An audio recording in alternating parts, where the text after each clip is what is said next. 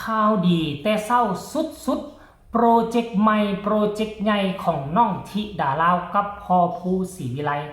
หนังยังบ่ทันเปิดกล้องถ่ายแต่ FC แฟนคลับพากันซื้อบัตรจองตั๋วออนไลน์กลุ่มปิดไว้เป็นที่เรียบร้อยแล้วทักทายสบายดี FC แฟนคลับตอนเศร้าๆอากาศก็ค่อนข้างว่าหนาวมื้อนี้ถึงว่ามันจะมีแดดส่องแต่เศร้าแต่ว่าความเยือกเย็นเข้ามาปกคลุม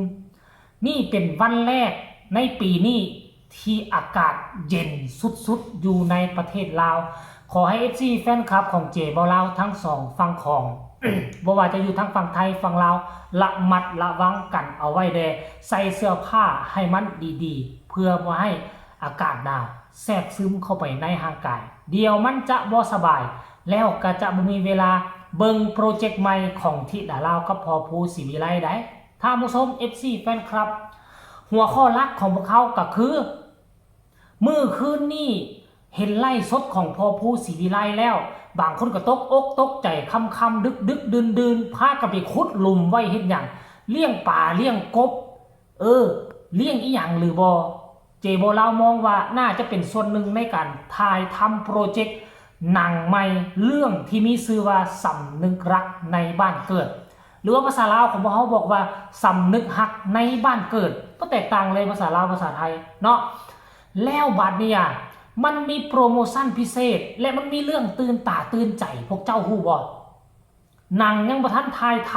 ำ FC แฟนคลับบอกให้ปักหมุดแล้วพร้อมที่จะโอนเงินซื้อบัตรจองตั๋วออนไลน์กลุ่มปิดหนังเรื่องนี้นี่มีเป้าหมายก็คืออยากสายในกลุ่มปิดเฮ็ดลักษณะคือหมอลำกับเจ้าไล่สดกลุ่มปิดหั่นน่ะเพราะว่ามันเป็นถามว่าในกลุ่มของนะ พอภูศรีวิไลนี่ก็ถือว่าเป็นโปรเจกต์ใหญ่แต่ว่ามันบ่ได้ใหญ่สำหรับที่จะเอาหนังไปฉายอยู่ในโรงเป็นโปรเจกต์ใหญ่ของกลุ่มหนึ่งก็แล้วกันแต่ว่านักแสดงบ่ได้มันน้อยได้เจบ่เล่านับบ่นักแสดงบ่ต่ำกว่า11 12คนที่บ่เห็นยืนอยู่หั่นน่ะมีธิดาลาวปรารถนาไอแล้วก็ไอเคไอปรารถนาธิดาลาวไอเคไอแดงแล้วก็จะมีไผเห็นแม่เพิ่งอยู่หั่น ตาสมวังยายลุ้นแล้วก็มีผู้หนึ่งว่าสิเป็นผู้ใหญ่บ้านแล้วก็อีกผู้หญิงผู้หนึ่งที่รูปแบบท่วมแน่จักหน่อยนึงเห็นบ่ล่ะมันมีนำกันนี่ประมาณ10 ถึง 11 คนเพราะฉะนั้นล่ะงบก็ใช้งบกับปกติงบบ้านๆอาหารการกินก็ลงทาว่าซั่นเก็บผักหักมีผู้ใดอยากสนับสนุนงบเบื้องหลังการถ่ายทำของเขาก็สามารถติดต่อไปหาพอภูศรีวิไลได้เด้อบ่ว่าจะเป็นห้านนั่นบ่ว่าจะเป็นห้านนี้ห้านไส้กรอกบ่ห้านผักห้านมีบ่สินะสนับสนุนมักฮุงสนับสนุนนั่นสนับสนุนนี่กับสามารถสนับสนุนไปหาพอภูได้หรือว่าห้านแต่งหน้าห้านนั่นห้านนี่อยากจะไปทำหน้าทำผมให้กับน้องธิดาลาวก็สามารถไปถ่ายทำได้เพราะปัจจุบันนี่นะก็สามารถไปหาเพิ่นได้เพราะปัจจุบันนี่นะกระแสของน้องธิดาลาวบ่ธรรมดาถ้าห้านพวกเจ้าไปเฮ็ดให้เขาก็จะไล่สดช่อง YouTube ก็จะตีข่าวห้านเจ้าก็จะมีชื่อเสียงลูกค้าก็จะลังไหลมาเทมาในอนาคตนั่นเองรายละเอียดให้ทุกคนไปชมคลิปนี้แล้วจึงมาพ้อกันในช่วงต่อไปชมมาพ้อกันเลยน้องแดงกับน้องเคนะครับทำกิจกรรมพิเศษดูแล้วอาจารย์เรากินยังเรากินไว้มือให้เขาเฮียออกให้เขาจ้อยยังเรากินเขาให้เขากำลังขายเราเสียหลายเลยลงไปหลายเลยเขาลดน้ำหนักเป็น2 กิโลคุณลุมยังว่าท่านอันส่องพี่น้องไทยอีสานถามมาโอ้นี่ไงนี่มาแล้วได้มาแล้วคุณแขกผู้มีเกียรติคุดพ่อน้ำเลี้ยงกบบ่ท่านว่าดีกว่าหันครับคักกว่าหันอีกแขกผู้มีเกียรติที่นั่นกับผู้นี้ก็ต้องคอมเมนต์ต้องมีคน1,000 คน1,000 คนขึ้นไปครับโอ้คุดลงไปรับรองได้ดีแน่นอนล่ะคุดลงไปเอาจังใดก็ฝากพี่น้องครับฝากพี่น้องเด้อหนังเรื่องกตัญญูครับสำนึกรักบ้านเกิดสำนึกกตัญญูต่อพ่อแม่ครูบาอาจารย์นะครับเรื่องเล่ามันที่เป็นจังใด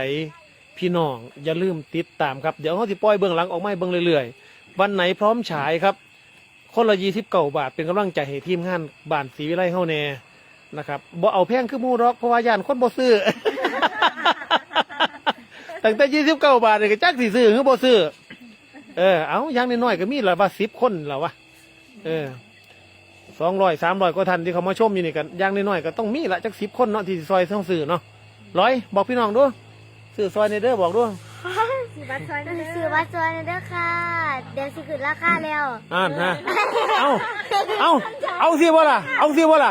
ให้ซื้อก้อนมื้อนี่ได้29 บาทเอาสิบ่ล่ะ ไปซื้อก่อนอันนี้ได้29 บาทนะคะราคาโปรโมชั่นแต่ถ้าใครซื้อพรุ่งนี้จะได้129 บาทค่ะ เอาคันซื้อมื้ออื่น59 บาทจังซี่บ่ ค่ะ เบ้ยคือแน่นอนแต่ว่าน่าจะซื้อพรุ่งนี้30 บาท ขอบัญชีแน่ว่าซั่นโอ้พ่อเอฟก็ให้300ติพ่อเอฟอ่ะสุดยอดแต่ว่าพ่อเอฟนะโอ้ปักหมุดเลยพ่อเอฟอันบัญชีให้พ่อเซียวนะเถอะบัญชีให้ไอ้มนต์แค่นะแค่ปักบัญชีนะครับ ติดตามความเคลื่อนไหวบ่าวพูดตลอดเด้อว่าซั่นครับขอบคุณหลายๆเอ้ยขอซะ3 เรื่อง100ว่าซั่นวันนี้ ปกติ3 เรื่องน่ะ87 บาท87แต่ว่าวันนี้พาเราต่อ3 เรื่อง100 3 เรื่อง100โอ้ยเจ้าก็โตให้คักต้องคะแนนนึงเอ้ยเนาะเจ้าก็บ่อยากไปขาดทุนเนี่ยบ่3 เรื่องอันตั้งว่า79 บาทเจ้าสิมาให้ข่อย100นึงข่อยก็สิบ่ขาดทุนมื้อเอ้ยฝากพี่น้องครับเป็นกำลังแรงใจให้สามารถจองบัตรจองตั๋วไว้ก่อนได้เลย ได้เลยครับสามารถจองได้เลย เริ่มถ่ายทำค่ะเข้ากับสิเก็บแต่ละตอนเขาเอิ้นว่าที่เสื้อหนังเนาะไว้ในกลุ่มปิดให้ผู้ที่ซื้อบัตรก่อนเดี๋ยวเขาไปเบิ่งที่เสื้อไปถาก่อนครับแล้วก็มือที่สิใช้ค่ะเดี๋ยวเขาสิแจ้งอีกรอบเขาสิแจ้งคือจากถ่ายทำเสร็จเนาะเราจะฉายแบบยิ่งใหญ่เลยครับเราจะไปที่โรงหนังแต่จะไม่ได้ฉายหรอกครับที่โรงหนัง เพราะเขาไม่ให้เราไปอันนี้คือการเคลื่อนไหวล่าสุดในค่ำคืนที่ผ่านมานี่เจบ่าวก็เลยมองว่าสุดปังหนังว่าท่านทายทำกะยังมีคนซื้อบัตรจองตั๋วพร้อมโอนเรียบร้อยแล้วที่สำคัญพวกเจ้าฮู้บ่ผู้ใดที่จองมาตอนนี้ข้าเจ้าจะเก็บทรีเซอร์แต่ละฉากแต่ละตอนเอามาให้ผู้ที่ซื้อบัตรจองตั๋วได้เบิ่งเป็นเรียกน้ำย่อยก่อนหมู่ก่อนไผ่ช่วงที่ล้อท่าข้าเจ้าตัดต่อช่วงล้อท่าที่อันนั้นFC แฟนคลับล้อท่าข้าเจ้าตัดต่อแล้วพวกเจ้าก็เบิ่งทีเซอร์แต่ละตอนไว้มันได้กำไรเต็มนะพอได้ซื้อบัตรจองตั๋วราคาบ่แพงบ่ฮอด30 บาทด้วยซ้ำไปเนาะเอาคลิปนี้ก็ขอฝากฟังเอาไว้ซ้ำนี้อันนี้เป็นข่าวดีฝากทุกคน